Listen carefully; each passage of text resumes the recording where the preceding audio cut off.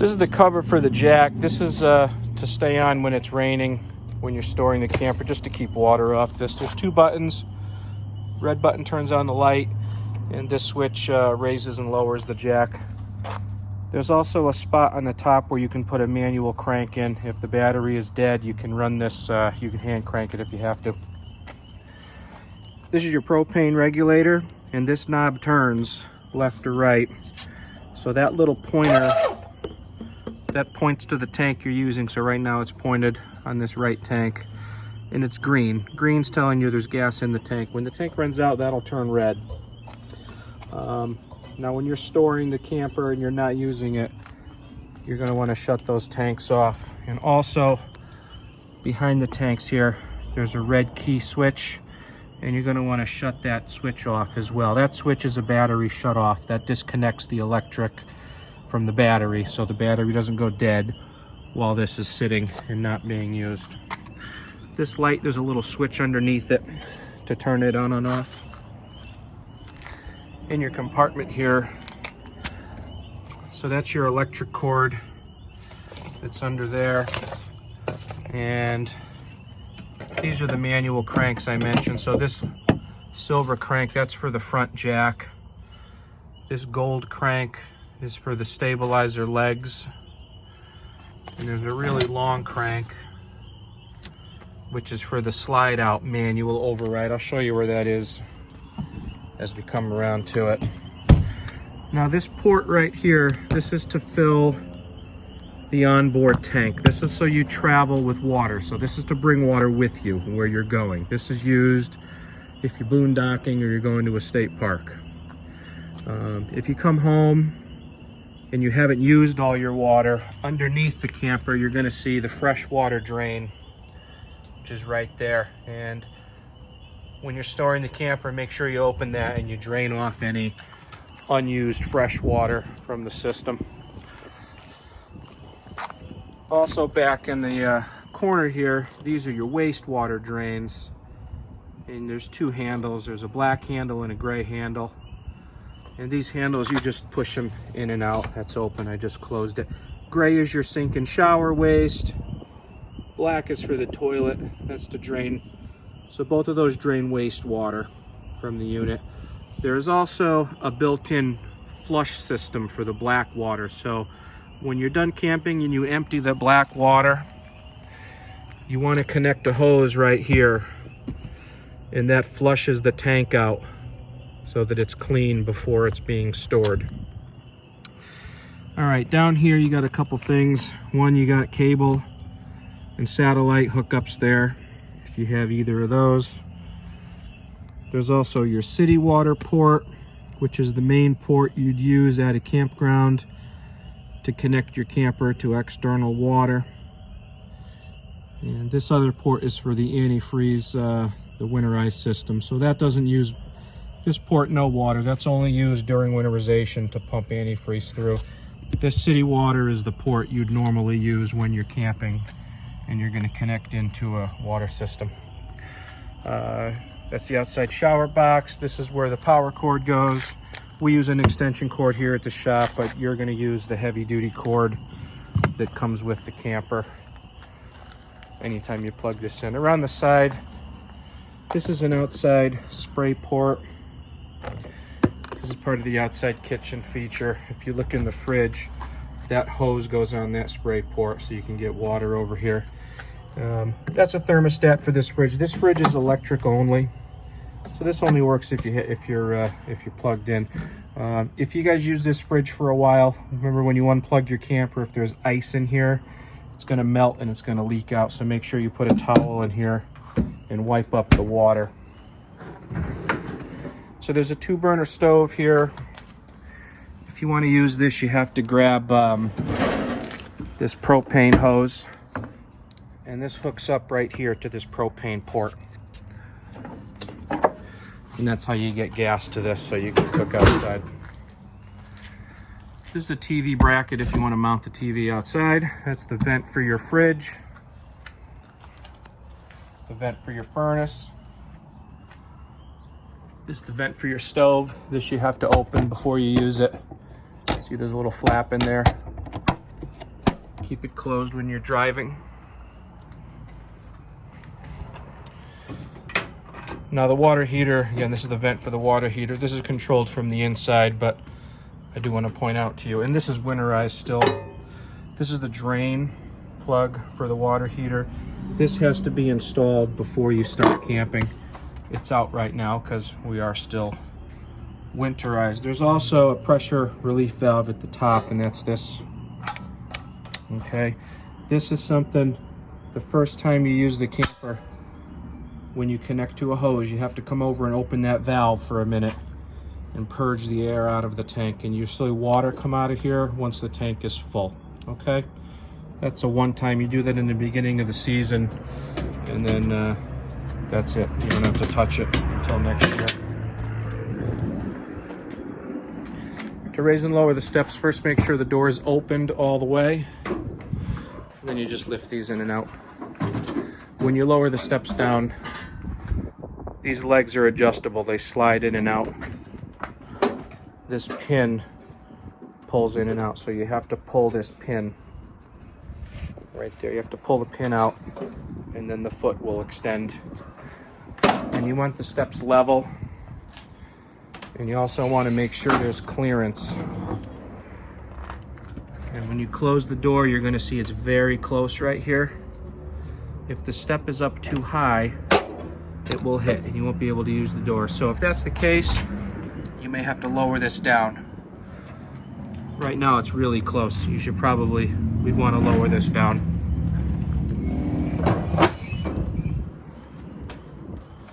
There's also a little tabletop in here. That table goes on the black rail that you see right here. We'll clip that on. So right now the awning is opened.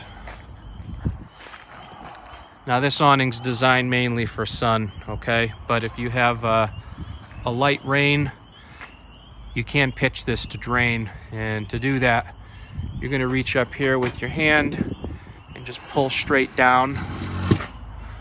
And then this knob you have to tighten. Okay, just make sure that knob is tight, and that will hold the awning. And you can see now this has some more pitch. You can do that on both arms. So that's something you have to do if you're gonna get light rain. If it's windy, stormy, you gotta close it, okay? And if you're going away for the day, make sure you don't leave it open, because if a storm comes in, it's gonna most likely damage this. So on the sunny days, you leave the knob loose, and that allows this to flex and move a little if it has to.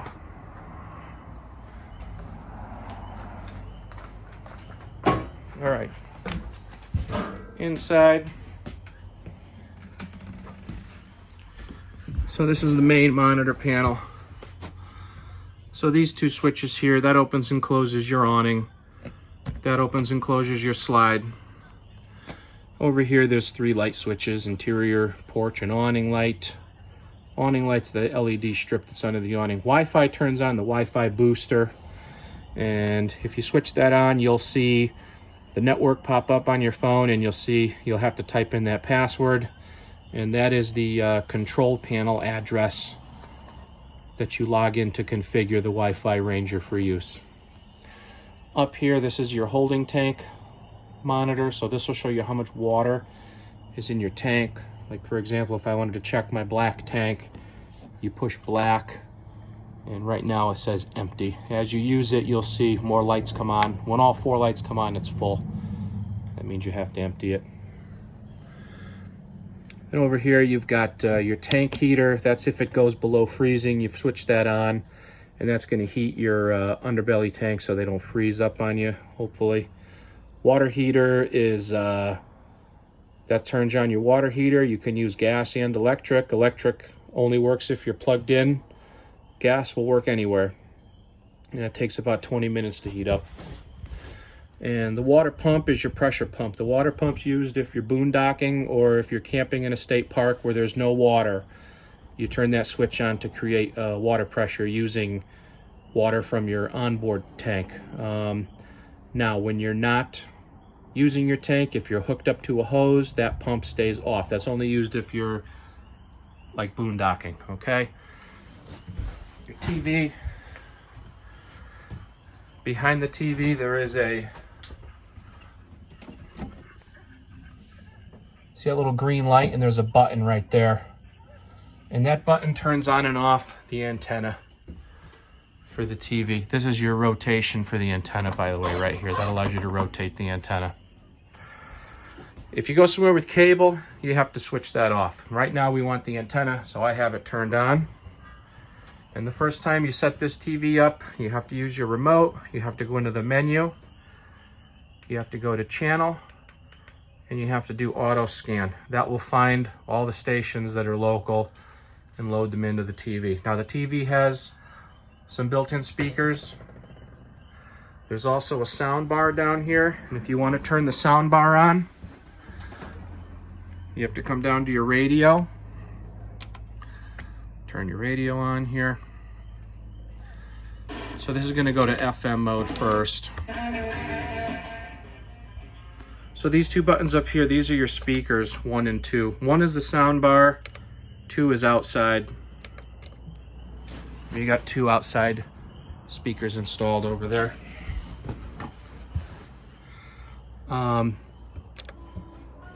So again, right now we're just on FM mode. If you hit this BT button, that's Bluetooth. If you have music on your phone, you can play that. And if you hit mode a few times, go over to where it says TV Audio 2. And that plays the TV audio through the sound bar.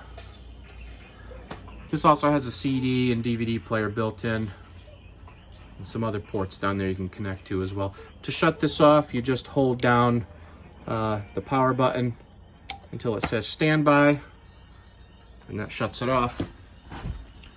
Go up here, we're gonna shut off your TV. And before you drive away, you want to make sure that this TV swivels. You want to make sure this is pushed all the way back. There's a little grommet back here. I don't know if you can see it or not, but once you push the TV in all the way against the wall, it snaps into the grommet to hold it so it doesn't bounce around when you're going down the road. This little table, if you flip this up, when you go to collapse it, you have to reach under and release these. Don't push down. Make sure you release them before you lower it. In your drawer here, they do give you a water filter if you'd like to use it. There's a radio remote. There's a remote for the heated mattress. This is the gas hose for hooking up the outside stove. Oh, there's also this packet. This has all the information in it for the appliances and instructions. So to light the stove, this will probably, well, you want this down when you're driving. So you have to open this first. Remember, open the flap on the outside, turn the fan on. I'm going to start all 3 burners here, but you just turn this to where it says light. And this turns the gas on as soon as you do that. So you want to hit your sparker, and that starts your burners, okay? The oven, there's an extra step. You have to rotate this to where it says pilot on. And what you do with your thumb, you're gonna hold that in, and then you're gonna hit your sparker. And actually, you should open the oven and watch when you're doing this, because this is where the pilot is. It's down the bottom here. And you can see you got a little blue flame now. Once the pilot starts, keep holding the button for about 15 seconds. Then let it go and set your temperature. And now you can see the burners kicked on, okay?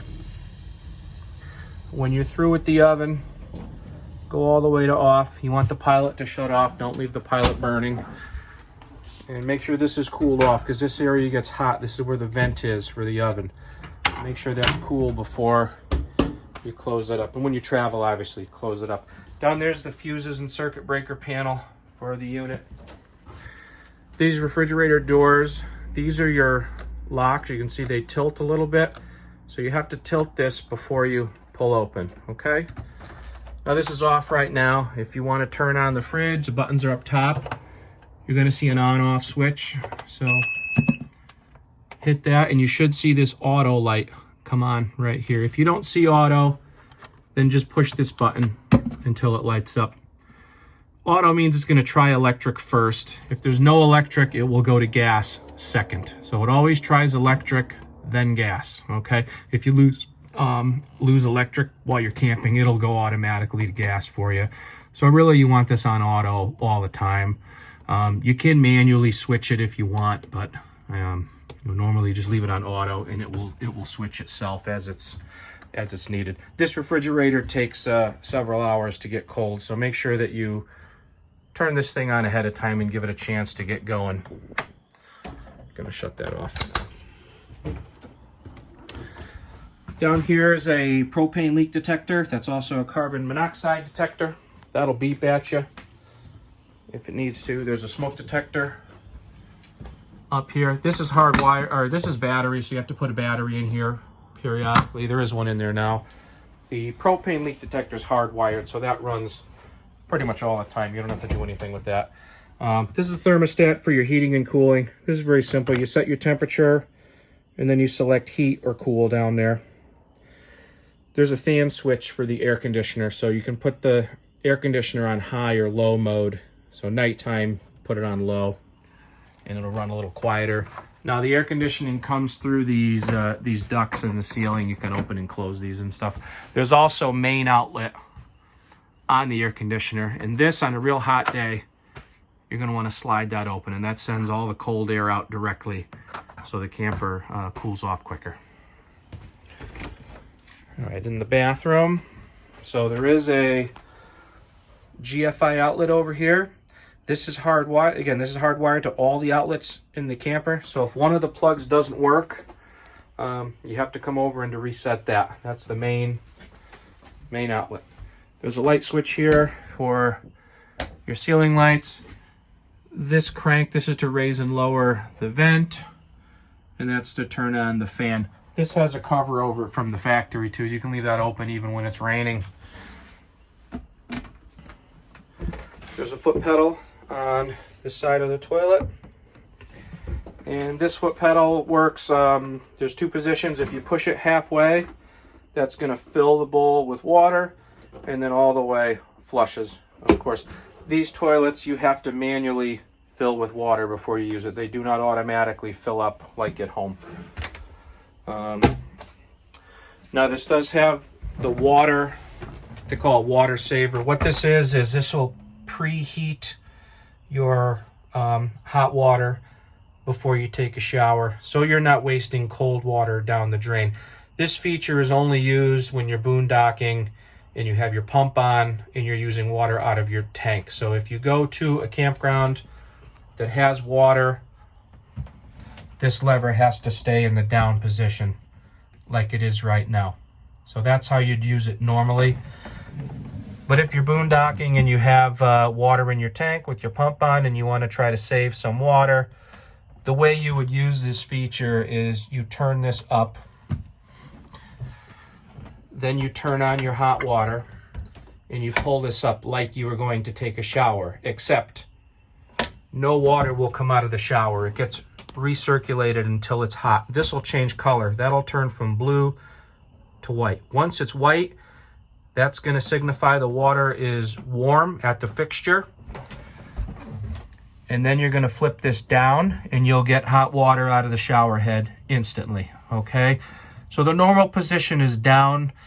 The only time you lift it up is if you want to preheat your hot water, and that's if you're boondocking with limited water supply in your tank, and it's to prevent you from dumping 2 gallons of cold water down the drain before your shower while you're waiting for it to warm up. When you're on city water, again, just leave it down in the normal position and it'll work just like a regular shower. Okay, so this table, before you drive away, the table has to be collapsed. This is going to get lowered, and I tip it up on the side. There's a release right here. You're going to click that, and then these legs will collapse like that. And then you can lower this back down. A little hard to do with one hand, but this sits right on those black holders right there. Put it down for a second.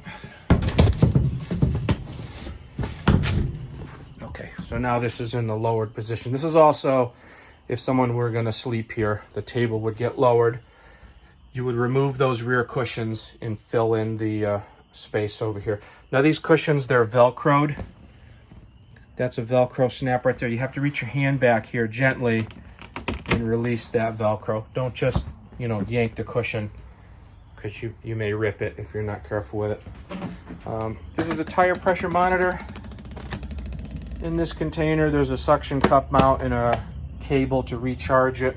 We've charged this already and programmed it, so you just switch this on. And this is going to come on and show you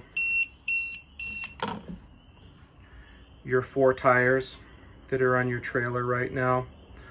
And this will toggle between all 4 tires when you're driving down the road. When you're stationary, they may not come up. It may give a warning.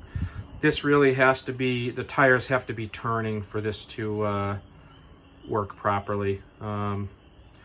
But anyways, once you're driving, you'll see it'll come up. These are all 65 PSI, I should say 65 on all. There's a bunch of them blank right now with a warning. But that's, again, that's because we're not moving, so the sensors are sleeping. So you're not getting a full read on there. All right, last is the sofa and the Murphy bed. This lever here, this brings out the footrest. When you're sitting on here, when you go to close it, don't push straight down. You want to push on the end and you want to pull it back towards the sofa to close it, like this. To make it into a bed, you're going to release these upper locks first. Okay, to lower the Murphy bed, you're going to grab this strap, lower the sofa, make sure those locks are undone. Just grab this and lower it slowly. And that's it, it's down. Okay, and to put the bed up, there's a release. And you pull this out like this, and then this can be lifted. Remember to lock those up before you get on the road. And remember to close this before you close the slide. To close this, just grab it, lift it about halfway, and you might have to give it a shove in like a futon. And don't forget to lock those up. On top of the slide out, and actually there's a sticker right there. It says place slide lock here. So what you do, you put one end over there. And I need 2 hands. I'm not going to be able to demo this that well. See if I can get a shot of this now. So this is the slide out. See, slide out lock. One end's against the wall of the camper, and the other end is against the slide out flange. Once it's in place, you rotate this bar 2 or 3 times until it's tight. And that's just to make sure that this is closed nice and tight when you're going down the road.